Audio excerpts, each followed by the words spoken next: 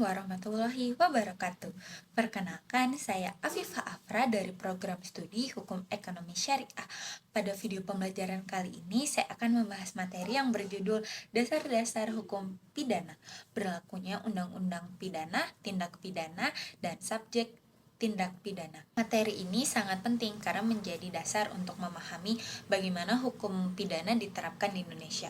Dengan memahami dasar-dasar hukum pidana, kita dapat mengetahui kapan suatu perbuatan dapat dipidana, apa yang dimaksud dengan tindak pidana, siapa yang dapat dimintai pertanggungjawaban pidana, serta bagaimana perkembangan hukum pidana dalam menghadapi kejahatan modern.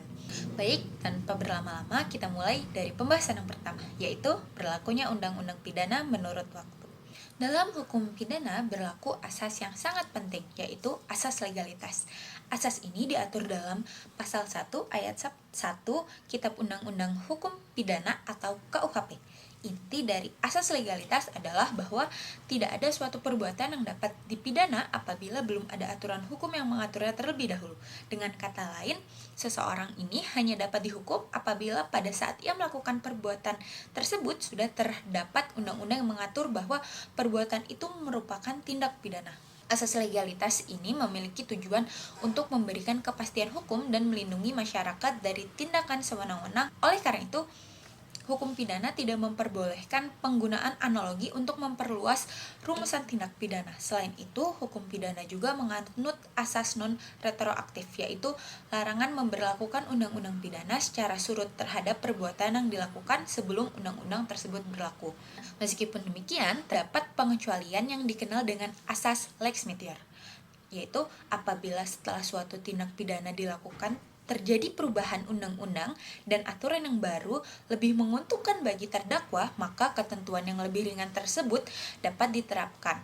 Hal ini bertujuan untuk mewujudkan rasa keadilan dalam penegakan hukum. Selanjutnya, kita masuk pada pembahasan mengenai pengertian tindak pidana. Istilah tindak pidana sendiri berasal dari bahasa Belanda, yaitu strafbaarheid, yang berarti perbuatan yang dapat dipidana. Nah, pada dasarnya, tindak pidana merupakan suatu perbuatan yang telah dirumuskan dalam undang-undang, bersifat melawan hukum, dilakukan dengan kesalahan, dan pelakunya dapat dimintai pertanggungjawaban pidana. Beberapa ahli memberikan definisi yang berbeda-beda, namun memiliki inti yang sama. Simons mengatakan bahwa tindak pidana adalah suatu perbuatan yang diancam dengan pidana, melawan hukum, dilakukan dengan kesalahan, dan dilakukan oleh orang yang mampu bertanggung jawab. Sementara itu, Mulyatno menjelaskan bahwa tindak pidana merupakan perbuatan yang dilarang oleh suatu aturan hukum dan pelanggarnya diancam dengan pidana. Dari berbagai pendapat tersebut, dapat dipahami bahwa tidak semua perbuatan yang dianggap salah oleh masyarakat dapat dipidana. Suatu perbuatan baru dapat dipidana apabila memenuhi ketentuan yang telah ditetapkan dalam undang-undang. Pembahasan berikutnya adalah mengenai unsur-unsur tindak pidana. Dalam hukum pidana terdapat dua kelompok, yaitu unsur subjektif dan unsur objektif. Unsur subjektif merupakan unsur yang melekat pada diri pelaku. Unsur ini meliputi kesengajaan, kealpaan, maksud tertentu, perencanaan, dan unsur kesalahan lainnya. Unsur-unsur tersebut berkaitan dengan keadaan batin seseorang ketika melakukan suatu tindak pidana. Sedangkan unsur objektif merupakan unsur yang berkaitan dengan perbuatan itu sendiri. Unsur ini meliputi adanya perbuatan melawan hukum, kualitas tertentu yang dipersyaratkan oleh undang-undang, hubungan sebab akibat antara perbuatan dan akibat yang ditimbulkan, serta waktu, tempat, dan keadaan ketika tindak pidana dilakukan. Semua unsur tersebut harus terpenuhi secara bersamaan. Apabila salah satu unsur tidak terpenuhi, maka suatu perbuatan tidak dapat dinyatakan sebagai tindak pidana. Selanjutnya adalah jenis-jenis tindak pidana. Nah, dalam hukum pidana terdapat berbagai macam klasifikasi tindak pidana. Berdasarkan sistem KUHP dikenal kejahatan dan pelanggaran. Berdasarkan cara perumusannya terdapat tindak pidana formil dan material. Berdasarkan bentuk kesalahannya dikenal tindak pidana sengaja dan tindak pidana karena kealpaan. Selain itu, terdapat tindak pidana aktif dan pasif, tindak pidana umum dan khusus, tindak pidana biasa, dan tindak pidana aduan, serta berbagai klasifikasi lainnya. Penggolongan tersebut bertujuan untuk memudahkan aparat penegak hukum dalam menentukan unsur-unsur yang dibuktikan. jenis pertanggungjawaban pidana, serta sanksi yang tepat sesuai dengan karakteristik setiap tindak pidana. Pembahasan berikutnya adalah mengenai subjek tindak pidana. Pada awalnya, hukum pidana di Indonesia ini hanya mengakui manusia sebagai subjek tindak pidana. Hal tersebut dapat dilihat dari rumusan dalam KUHP yang menggunakan istilah barang siapa, yang menunjukkan bahwa hanya manusia yang dapat dimintai pertanggungjawaban pidana. Namun, perkembangan masyarakat dan dunia usaha menyebabkan munculnya berbagai bentuk kejahatan yang dilakukan melalui badan usaha atau organisasi. Oleh karena itu, hukum pidana modern mulai mengakui korporasi sebagai subjek hukum pidana. Nah, korporasi dapat berupa badan hukum maupun badan usaha yang tidak berbadan hukum. Pengakuan terhadap korporasi sebagai subjek hukum pidana bertujuan agar penegakan hukum mampu mengikuti perkembangan kejahatan modern seperti tindak pidana korupsi, pencucian uang, perpajakan, lingkungan hidup, dan berbagai tindak pidana ekonomi lainnya.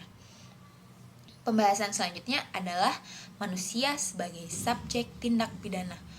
Manusia ini merupakan subjek hukum utama karena memiliki hak dan kewajiban serta mampu mempertanggungjawabkan setiap perbuatannya. Dalam hukum Indonesia, pada prinsipnya setiap manusia diakui sebagai subjek hukum.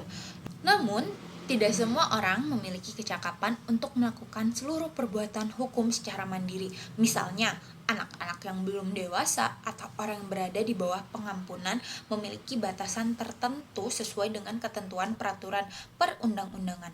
Kemampuan manusia untuk berpikir, memahami akibat dari perbuatannya, dan mengambil keputusan secara sadar menjadi alasan utama mengapa manusia dapat dimintai pertanggungjawaban pidana.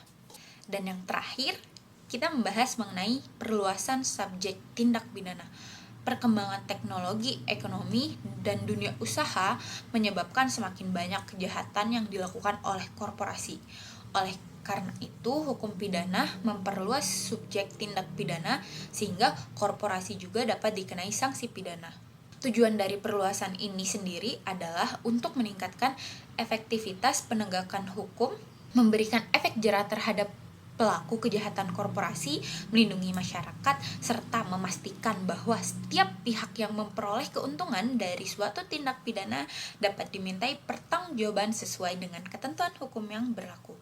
Nah, dengan demikian, hukum pidana terus berkembang mengikuti dinamika masyarakat tanpa meninggalkan prinsip-prinsip dasar seperti kepastian hukum, keadilan, dan perlindungan terhadap hak asasi manusia. Sebagai penutup, dapat disimpulkan bahwa hukum pidana memiliki peran penting dalam menjaga masyarakat melalui penerapan asas legalitas, pengaturan mengenai tindak pidana beserta unsur-unsurnya, penggolongan jenis tindak pidana, serta pengaturan mengenai subjek tindak pidana.